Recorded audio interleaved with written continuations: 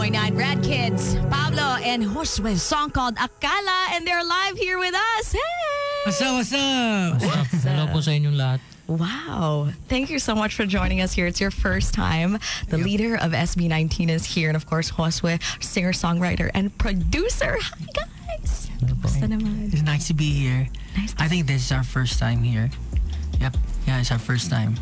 Kamusta po sa lahat ng nanonood? Sobrang excited yung mga tao sa inyo, guys. As in, wow, bias daw nila nandito. Tapos marami, kinikilig ka ba, Hana? Kasi nandyan sila. O kinikilig at saka nilalamig. So thank you so much for joining us here in Magic 89.9. It's an honor to have you both. Actually, off air, we were already vibing to the song. Parang gusto ko nang mag-shot. Gusto ko ng juice. Pero tubig lang yun nandito sa atin. Bakit ganun yan? Warm up muna. No, but take me to the day that you guys wrote this song. We wrote this song back in 2019. So, that was pandemic. So, wala po kaming magawa nun. And my brother was... He played the music, yung music na Akala. Hindi pa siya Akala dati.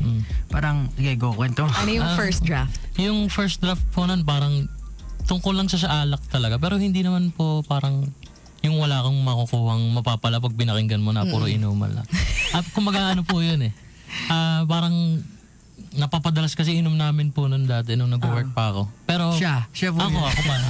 Ginalaglag ka, oh. Pero ang ginagawa po namin parang nag-uusap-usap palagi ng mga plano sa buhay pero hindi ginagalawan. Parang ganun po yung dating niya. So, yun. Doon po siya nagsimula. Pero nasulat. when I was listening to the song, usually pag songs about alak or drinking and partying, it's so hype. Pero may lessons yung sa inyo. Bravo. How was it like writing those lyrics? Actually po, kasi po, tapos niya na daw po kasi yung kanta na yun. Pero nagustuhan ko yung pagkakaareglo ng kanta, yung music itself. Parang, it spoke to me. Tapos sabi ko, baka pwede kong sulatan or i-tweak yung lyrics ng kanta. Pumayag naman po siya. Tapos doon po nabuo yung Akala. Kasi ako po, I'm not much of a drinker. So, if maiinom man celebration lang, ganyan, parang one bottle lang, tapos na. Siya po talaga.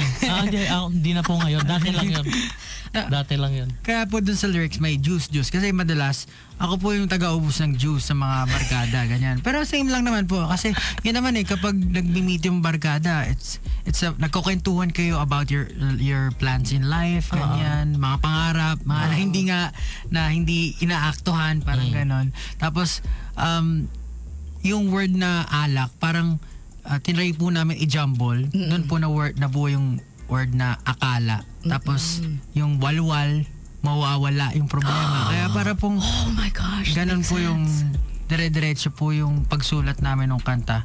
Tapos, even my mom, nag-pitch pa po dun sa lyrics ng kanta. Kasi nadidinig niya po kami. Kasi po sa bahay namin, parang sobrang lang po yung bahay namin sa Cavite, maliit lang po siya. So, lahat po ng ginagawa, pag may ginagawa ka, nadidinig ng buong family mo. Ganun po yung nangyari.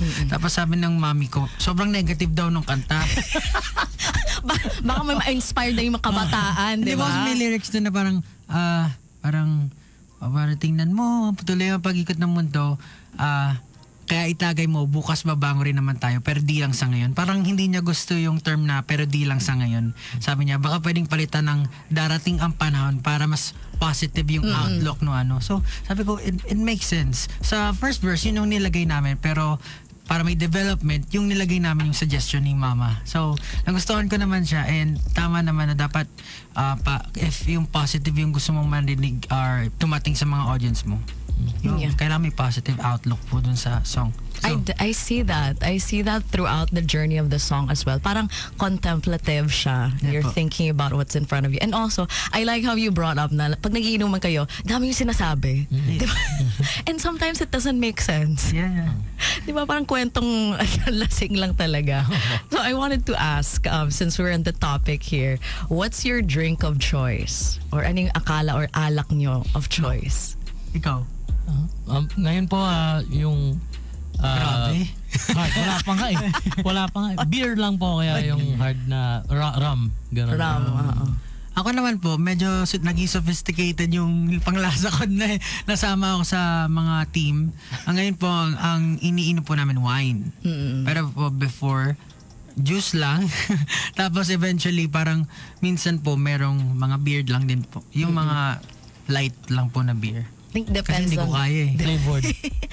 Madami na tayong trabaho ngayon, tsaka interview, dire-diretso, hindi na pwedeng sa bahay na lang. Tsaka po mahilig kami magmotor. Kaya konti-konti lang palagi. Oo. Pagka meron po, dapat wag. Siyempre, Hindi all day, wag. wag talaga. All or nothing. Joke lang. So, saan yung biyahe niyo when you motor places? Paibay po. Minsan Baguio, Batangas, Tagaytay, ganyan po. Pero dahil nga po busy, hindi naman po makapagmotor palagi. Madalas Cavite lang pag uuwi ng bahay. Pag uwi ng bahay. Balik-balik Uwi ng lang. bahay. Mas masaya yung commute nyo kaysa sa amin. For sure. Merong nakaka-recognize sa inyo like when you're Ay, on the meron po. bike. Opo. Sinisigawan kayo. Kasi Kids! alam niyo naman po na, di ba, syempre, traffic, ganyan, Yeah. syempre, stay ka. Minsan may nakakuha pa ng pictures, mga Grab driver, ganyan, na makikilala ka. Tapos yung mga nagde-deliver ng food. Tapos minsan yung mga nakasay sa jeep, picturean ka kasi nakikilala ka. Ang cute. May logo eh. May logo yung motor mo. Talaga. May branding naman pala eh. Hindi po, hindi. Hindi yun, yung Isa wala. Yan, nakilala po. Pero okay lang naman. Parang parte naman yun. Tsaka masaya mag-drive eh. Yeah. At saka mas mabilis kayo dadating sa destination. Mas masaya pa. I like how in the entire song we're talking about how kind of it's a little bit dreamier than your usual production. Kasi dati, di ba, gento, determinado. Okay ba? Yeah. Pero iba talaga siya eh. Siguro Pero iba siya. How did it come about? yung rap style po kasi, I think siya, tsaka ako parang medyo aggressive po yung parehas kami mag-rap. Tapos ito po yung kanta to, talagang parang kumakanta ka lang pero nag-rap ka din. So, ibang-iba rin po siya sa lahat ng mga na-release namin. Nakakatuwa lang kasi parang we get to explore and share yung thoughts namin pagdating sa alak. Parang magkaiba po kasi kami ng ways. Ako dati ayoko talagang umiinom eh. Pero nakita ko yung parang warmth na pag magkakasama kayo ng mga friends mo. Tapos serious things yung pinag-uusapan mo. Hindi basta-basta, parang nandun siya kasi parang nangangamusta kayo sa isa't isa, parang ganon. Tapos napag-uusapan niyo yung mga dreams nyo and how life is treating you right now. So parang nakakamusta niyo isa't isa. So dati yung thinking ko sa alak parang ba yan, alak. Pero ngayon parang okay, if someone is trying to reach out and asking for let's drink, ako go ako dyan, tara punta tayo, usap tayo. Yun naman po yung thinking ko pagdating sa alak. Pero parang feeling ko ganyan din po siya. Ganun lang din po. Tuwing may occasion lang. Ayun po, puro work na lang eh. Work. Kasi pag old school Pinoy, pag umiinom kayo, parang bulakbol, di ba? Yun yung parang yun. mindset. So I like the shift of we're doing it socially and it's like a bonding experience. Tapos mas masaya pag kumakanta rin. So may alak ba involved nung kinakanta to? Wala na. Wala. Pandemic po yun, walang Pandemic mabilan. Pandemic po, bawal. Nakaban pala! As in, ano po yun, gitna ng pandemic. Wow! Opo, kasi nung time po na yan, talagang wala kang magagawa eh. So, yung music, yan po. Doon ko rin po nagawa yung song na Ikako ng SB19. So, parang magkasunod po sila. So, naging productive kami ng ano. Yun yung pinaka-productive niya, Parang right? yun po yung nag-push. Wala kang choice eh. Can I just ask, are there any more songs during the pandemic that was written that can be potentially released in the future? I think, ikaw, may nagawa ka pa na. Pwede. Mostly po puro instrumental lang po yung ano. Kasi dun niya po yun na nakita rin sa mga instrumental ko po na nagawa. Parang, meron ka bang ano dyan, mga instrumental dyan? Pag na-check niya po, yun. Pag nagugustuhan niya, sinusulatan niya rin po. Actually, nung yung first single ko rin po na La Luna, doon ko rin po nasimulan. Kasi po yung time na pandemic, parang doon kami nag-aral or doon namin din-develop yung skills namin in terms sa pagpaproduce po. So, nakapag-produce po ako. Hindi ko pa na-release yung iba, pero naalala ko na ngayon. Meron pala akong mga nagawa. Actually, ako nag-aaral na ako nung college pa lang ako as in. College yun. Nag-aaral ka talaga.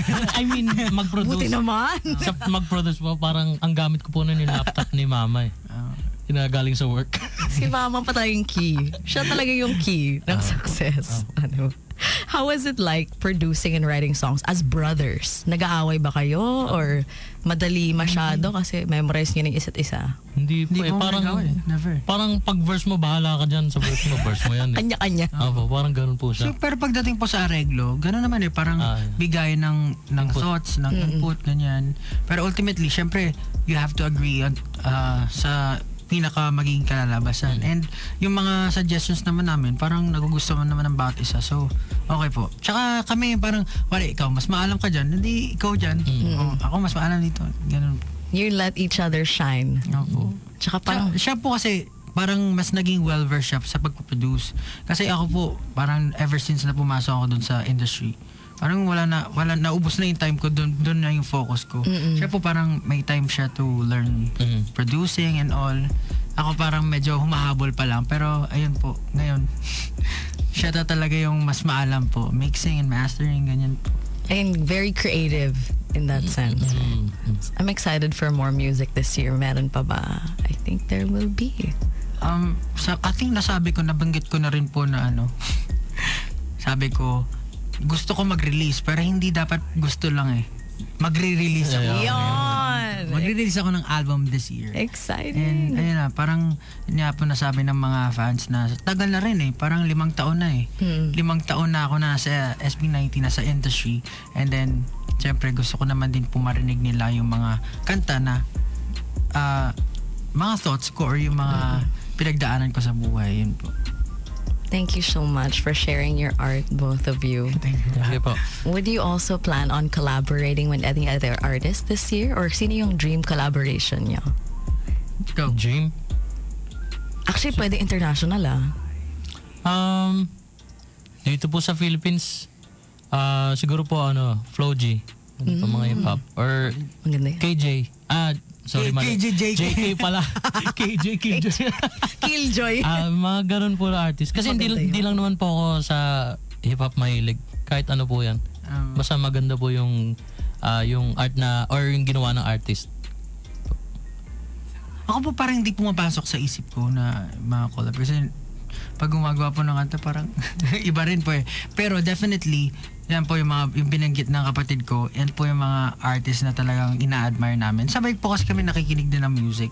Kung pinapakinggan yan, napapakinggan ko rin. Wala nang choice. Wala naman choice. Siya yung may aux cord. Pero po sa bahay kasi naka-speaker. kung anong pinapatugtog, yun na rin. And gano'n naman po, parang pag hindi naman sarado sa ibang genre, parang if ano pa nga po, lagi ka may makukuha from other genres. In terms of producing and broadening your knowledge pagdating sa pagproduce po. Pero definitely. Pero isa talaga, hindi para sa akin eh. Kasi mahilig din po ako kumanta.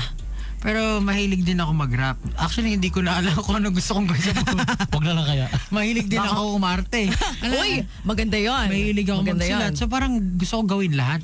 Pero pag alam niyo po, pag yung nakikinig ka ng music, meron talagang people na sobrang ina-admire mo na parang, and one of those artists talaga, international naman po to, si Sir Bruno Mars.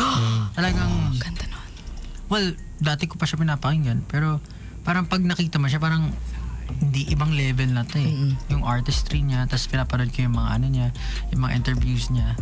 Galing. Though, hindi naman siya rapper, pero ano siya? I love how you brought that up. He's my favorite artist of all time. Ah, really? Oh. Performance-wise, singing, Yes, lahat yes, na. that's right. Nakita niyo yung video when he was in Tokyo? Yeah, Na yeah. Ang ganda po Ang nun. ganda nun. Parang yung 360 cam na Yes. parang fish eye view. Ganda Cute po nun. nun. Oh my God. Ang galing niya, total performer siya eh. Tsaka he knows how to bring soul into the song. Lalo na pag sinama niya yung banda na Silk Sonic. Pagkasama yung ganda ng music. That's another pair that I'm looking forward to this year. Sana may songs pa sila, no? Opo. Wow, thank you so much for joining us here. I heard there's so many listeners on our Facebook page. So hello to our listeners. Hi guys. Hello po. Kinig lang kayo dyan. And also on Twitch, is there any last words that you'd like to say to all your fans? Last words. Hindi naman sa, last mo na to. Joke lang. Siguro po, to all the listeners, thank you for supporting Rad Kids, Pablo and Josue. Hopefully po, yung sa mga hindi pa nakakilala sa amin or hindi pa nakakapakinig ng mga songs namin, bigyan niyo po ng chance. And then, please listen to it and yeah, sana po may mapulot kayo or magustuhan niyo po yung musika na nilalabas namin. Go! Ayun lang po. Gusto ko lang rin po magpasalamat sa mga sumusuporta sa kanya. Tsaka sa akin po, syempre. Yun lang. Syempre. Ayun. Go. Siguro po this year din magre-release din po ako. So, medyo may aabangan naman po. Yan po, mga hotdog, tsaka 18, tapos sa nanay ko, tsaka sa tatay ko. Kumusta po kayo? I love you. Thank you po. Yeah. Yeah. We love you in Magic 89.9. Please keep coming back and keep coming out with amazing music. We'd love to add it to the playlist. Nago wild na yung mga tao, hindi na makahinga ba heart attack. So please, they are touring all over. So you have a very busy day. Thank you so much for joining us here in Magic 89.9. We are big fans. And to close off the interview, of course, we gotta go play.